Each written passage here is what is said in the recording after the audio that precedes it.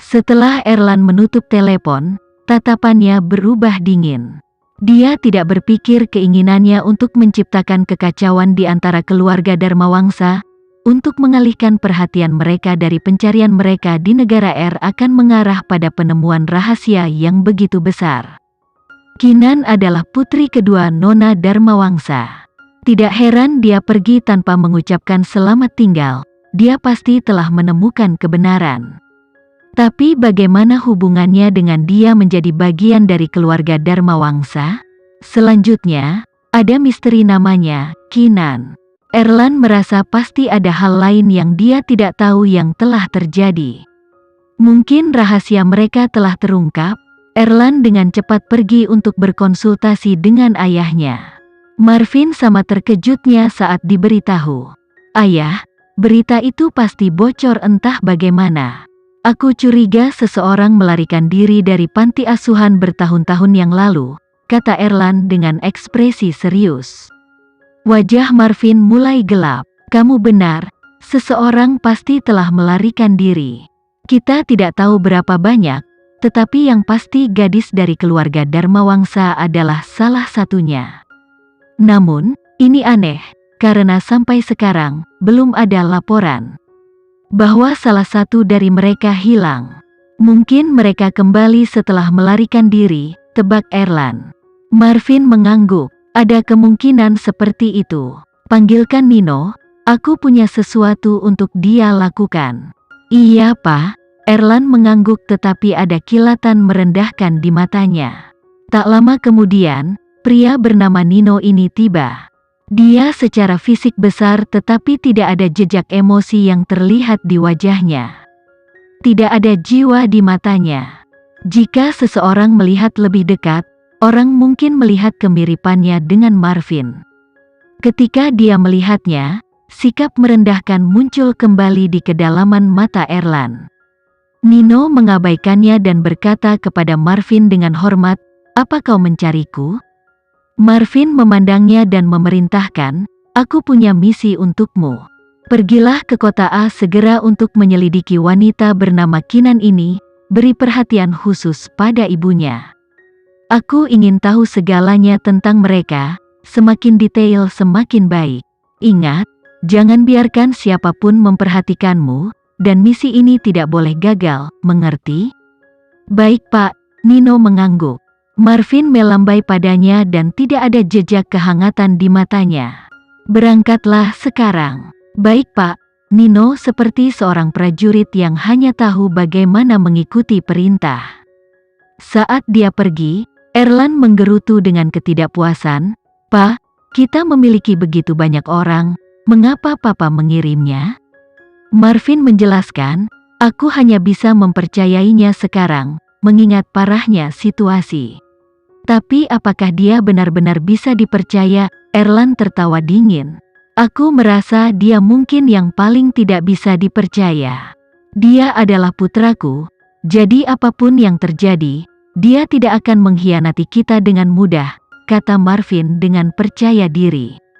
Erlan mengejek, "Tapi kita tidak pernah memperlakukannya seperti dia adalah bagian dari keluarga. Bagaimana jika dia memilih untuk mengkhianati kita kali ini?" Sebuah haus darah muncul di mata Marvin. "Jika dia berani mengkhianati kita maka kita bunuh dia." Tidak ada jejak kesedihan atau keengganan dalam pernyataannya. Selain Erlan, semua orang adalah salah satu alat sekali pakainya. Bahkan jika orang itu adalah putranya sendiri, dia tidak akan ragu untuk menghilangkan kemungkinan ancaman itu. Erlan puas dengan jawaban ayahnya. Pada saat yang sama, sebuah rencana muncul di benaknya. Mungkin dia bisa memanfaatkan kesempatan ini untuk melenyapkan anak bajingan ini. Seringai dingin Erlan semakin dalam, tetapi tidak ada yang menyadari emosi yang muncul hanya sementara. Setelah mengusir Nino, Marvin melanjutkan penyelidikannya tentang siapa yang melarikan diri bertahun-tahun yang lalu. Dia tidak tahu siapa putri kedua keluarga Dharmawangsa atau seperti apa penampilannya, jadi dia hanya bisa mulai dengan menyelidiki Kinan. Namun, penelitiannya tidak menghasilkan apa-apa. benar-benar tidak ada informasi tentang ibu Kinan. Karena itu, tidak mungkin mengungkap identitas wanita dalam waktu singkat. Namun, itu akan menjadi masalah waktu sampai putri kedua keluarga Dharmawangsa diketahui. Lagi pula, mereka memiliki sampel DNA penatua Dharmawangsa dan database dari panti asuhan mereka yang mereka beritahu bahwa dunia telah dihancurkan. Sementara keluarga William sibuk mencari ibu Kinan, Kinan mencari cara untuk mengalahkan keluarga William. Dia telah memberitahu keluarga Dharmawangsa segalanya. Setelah mereka mendengar tentang proyek galaksi, mereka sangat terkejut. Akhirnya, mereka memutuskan untuk menyampaikan berita ini kepada presiden karena beratnya insiden tersebut. Tentu saja, ketika presiden tahu, dia juga terkejut. Meskipun mereka tidak tahu apa itu proyek galaksi, dari semua informasi yang dikumpulkan, itu adalah rencana misterius yang sangat mungkin membahayakan kehidupan seluruh planet.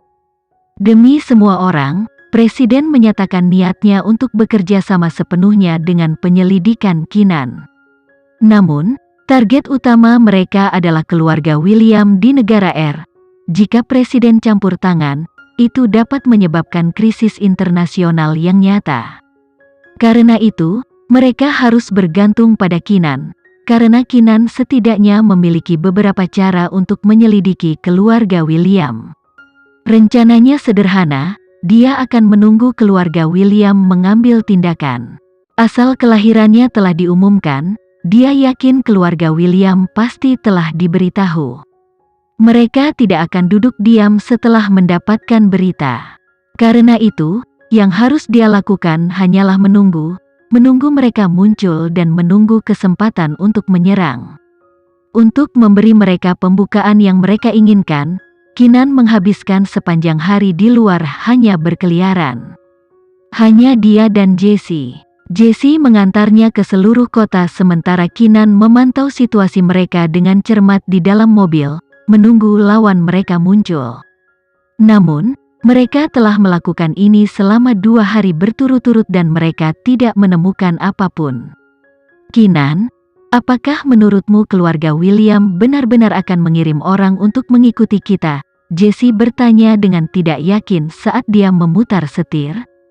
Kinan, yang duduk di belakang mengoperasikan laptopnya, menjawab, mereka akan melakukannya setelah mereka mendengar tentang asal-usul keluargaku.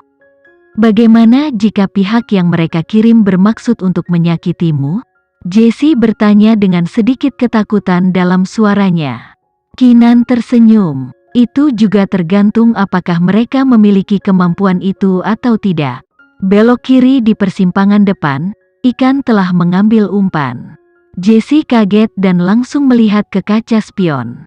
Ada cukup banyak mobil di belakang mereka, sulit baginya untuk membedakan mana yang anomali. Apakah orang itu benar-benar di belakang kita? Jesse mencoba memastikan. Kinan menatap pengawasan di laptopnya dan mengangguk. Kalau begitu, kamu harus segera menghubungi Tuan Vano. Kita akan menjadikan ini perjalanan satu arah untuk orang itu, Jesse berkata dengan bersemangat saat dia memutar setir. Dan di belakang mereka, dia melihat sebuah mobil hitam melakukan hal yang sama. Mobil itu tidak mencolok dan tampak seperti mobil lain di jalan. Namun, Kinan telah menontonnya untuk waktu yang sangat lama dan menyadari bahwa itu telah membuntuti mereka selama pengawasannya. Intuisinya juga memberitahunya bahwa orang di dalam mobil ini mencurigakan. Jesse perlahan mengantar mereka ke bagian kota yang terpencil dan berhenti di depan sebuah panti asuhan. Selama 2 hari terakhir, mereka mengunjungi panti asuhan. Mereka berencana mengunjungi semua panti asuhan di kota A. Ini adalah bagian dari umpan. Ini menciptakan kesan bahwa dia sedang mencari informasi di panti asuhan dan itu pasti akan menghancurkan persneling pihak lain. Kenyataannya, dia mengeluarkan umpan dengan mengunjungi panti asuhan secara acak dan itu terbayar dengan baik. Sekian dulu ya video kali ini, kita lanjutkan lagi videonya di lain waktu. Oh iya, bagaimana menurut kalian? Semoga bisa sedikit menghibur kalian semua. Untuk teman-teman yang baru nonton, jangan lupa subscribe ya, hehehe. Dan kalau teman-teman ada yang ingin gabung langganan, bisa langsung gabung saja untuk dapat fitur yang menarik dan sedikit membantu Mimin. Terima kasih banyak sudah menonton, sampai jumpa lagi, bye bye bye.